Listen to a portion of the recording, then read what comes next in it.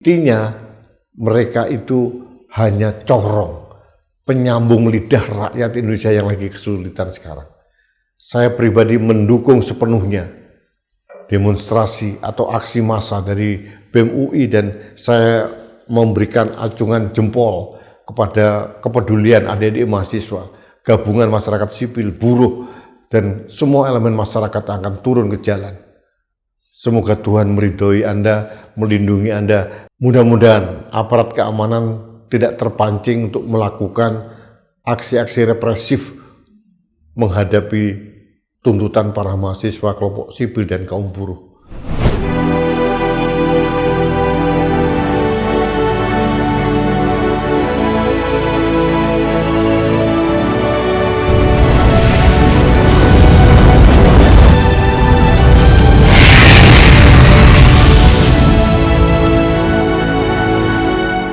Halo sahabat Indonesia, kita bertemu kembali dalam Opini Rudy di Anak Bangsa TV. Sahabat Indonesia, Jumat tanggal 12 Juni 2026. BEM UI serta gabungan mahasiswa yang lain serta gabungan masyarakat sipil akan turun ke jalan melakukan aksi demonstrasi besar-besaran di Bundaran HI. Konon mulai jam 14 sampai 15 waktu Indonesia Barat. Ini penanda bahwa mahasiswa mulai bergerak. Dengan segala macam masalah yang terjadi di negeri ini, korupsi di BGN, korupsi di imigrasi, kemudian pertanyaan mendasar apa manfaatnya Koperasi Desa Merah Putih, dan ada potensi-potensi dugaan-dugaan penyimpangan, serta untuk apa dibangun sekolah rakyat. Dan yang menarik adalah kenaikan Pertamax 92, kenaikan 32% dari 12.300 menjadi 16.250, 32%, atau naik sekitar 3.950, hampir 4.000. Ini juga memicu keresahan mahasiswa karena dampaknya signifikan kepada rakyat. Nah, apa tuntutan mahasiswa terkait dengan hal itu? Yang pertama, mereka menuntut Presiden Prabowo untuk mengakui kesalahan kebijakan yang sudah diambil. Ini penting. Presiden diminta untuk mengakui kesalahan pengambilan kebijakan, mulai MBG yang salah tata kelola, salah fokus manfaat penerima, dan pembiaran korupsi MBG selama 1,5 tahun yang konon katanya setiap hari miliaran rupiah. Ini juga menjadi keresahan mahasiswa. Seperti yang saya sebutkan di atas, kebijakan fiskal, kebijakan Koperasi Desa Merah Putih, koperasi yang seharusnya tumbuh dari rakyat ternyata top down dibiayai APBN. Ini melanggar semua asas pendirian koperasi. Belum lagi sekolah rakyat, belum lagi rupiah yang sangat-sangat melemah dari hari ke hari. Menurut catatan saya hari ini sudah mencapai 18.200 rupiah per dolar Amerika. Artinya upaya pemerintah ini tidak signifikan mendapatkan hasil. Jadi itu tuntutan pertama dari mahasiswa. Yang kedua, mahasiswa menuntut untuk menghentikan pemborosan APBN. Ini penting sekali. APBN kita sudah berdarah-darah, sudah bleeding, defisit hampir 300 triliun. Hutang kita menumpuk panjang, jatuh tempo pembayaran bunga dan hutang di depan mata. Masyarakat yang diwakili oleh mahasiswa dan gabungan kelompok sipil melihat tidak ada upaya efisiensi seperti di dengung-dengungan Presiden. Di awal Presiden mengatakan akan efisiensi, tapi ternyata Presiden terlalu banyak keluar negeri. Setiap kunjungan keluar negeri membutuhkan biaya berapa ratus miliar. Menurut catatan saya hampir 56 negara atau 56 kali Presiden keluar negeri selama kurang dari 2 tahun ini. Ini yang menjadi keresahan mahasiswa, keresahan kita semua. mahasiswa adalah representasi dari rakyat. Belum lagi presiden juga setiap saat menambah jabatan-jabatan baru di kabinetnya.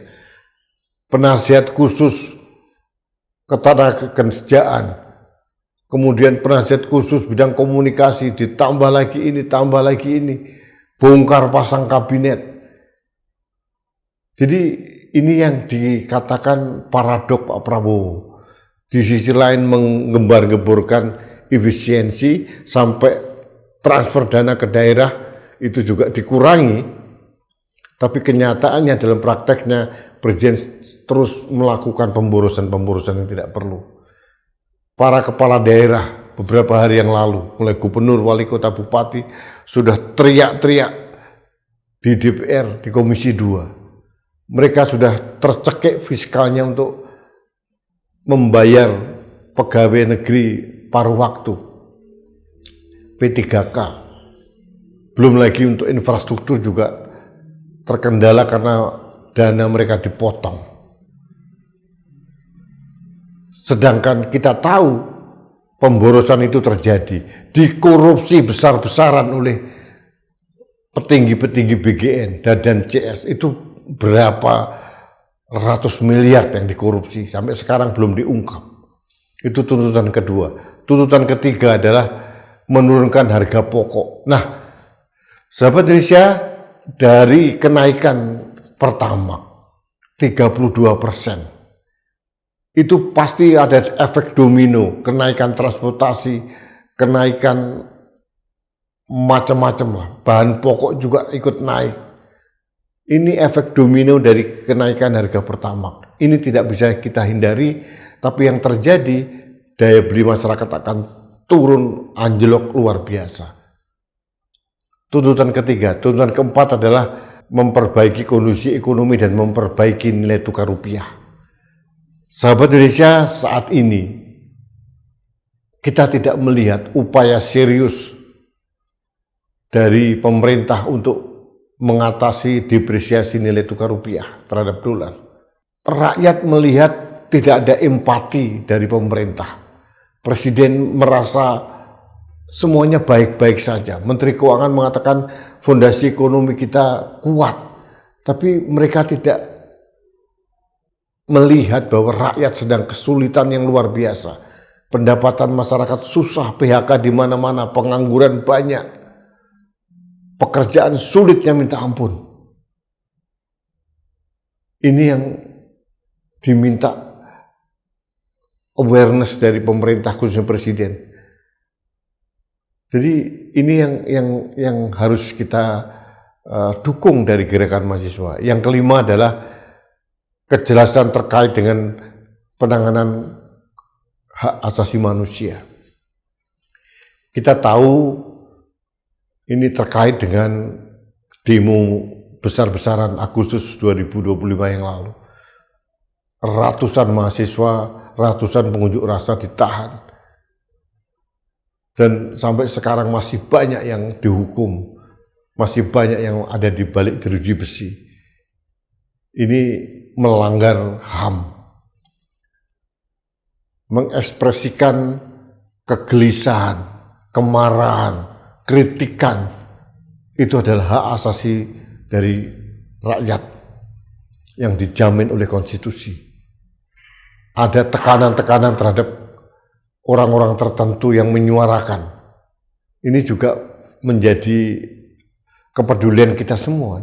Dan sahabat Indonesia, harus kita akui, kita harus berterima kasih kepada para mahasiswa. Kita terima kasih kepada gabungan masyarakat sipil. Mereka benar-benar murni menyuarakan apa yang dirasakan oleh masyarakat secara real. Nah, kita akan melihat bagaimana respon pemerintah. Jangan dianggap bahwa semua pengkritik, semua pendemonstrasi itu adalah anti pemerintah, tidak cinta NKRI. Salah besar. Justru mereka sangat cinta dengan Indonesia. Mereka ingin menjaga Indonesia, ingin merawat Indonesia. Kita semua tidak ingin Indonesia ini kolap. Kita tidak ingin Indonesia ini bangkrut. karena salah tata kelola pemerintahan. Jadi mudah-mudahan pemerintah merespon dengan baik dengan langkah-langkah aksi yang nyata, merespon apa tuntutan mahasiswa yang benar-benar murni menyuarakan kepentingan rakyat. Kalau tidak direspon, saya memprediksi ini adalah awal reformasi jilid 2 akan datang. Pemerintah harus waspada. Pak Prabowo tidak boleh mengatakan ini baik-baik saja, diabaikan suara rakyat, disuarakan mahasiswa. Jadi marilah kita dukung gerakan mahasiswa, kelompok masyarakat sipil, kaum buruh, siapapun yang turun ke jalan untuk menyuarakan kepentingan kita sebagai rakyat. Artinya mereka itu hanya corong, penyambung lidah rakyat Indonesia yang lagi kesulitan sekarang. Saya pribadi mendukung sepenuhnya demonstrasi atau aksi massa dari BEM UI dan saya memberikan acungan jempol kepada kepedulian adik-adik mahasiswa, gabungan masyarakat sipil, buruh, dan semua elemen masyarakat akan turun ke jalan. Semoga Tuhan meridhoi Anda, melindungi Anda. Mudah-mudahan aparat keamanan tidak terpancing untuk melakukan aksi-aksi represif menghadapi tuntutan para mahasiswa, kelompok sipil, dan kaum buruh. Kalau ini terjadi, ini akan memicu gerakan rakyat akan lebih besar lagi. Aparat keamanan, khususnya kepolisian, harus hati-hati. Demonstrasi harus tertib, saya setuju.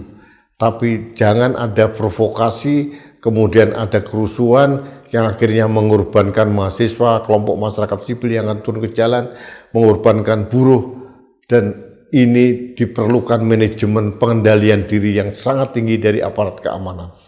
Sekali lagi kepada adik-adik saya dari BEM UI, dari teman-teman dari kelompok masyarakat sipil, kelompok buruh, dan semua elemen masyarakat yang akan turun ke jalan, saya atas nama rakyat mengucapkan terima kasih. Kita mendukung sepenuhnya suara dan gerakan Anda, karena ini murni untuk menjaga Indonesia.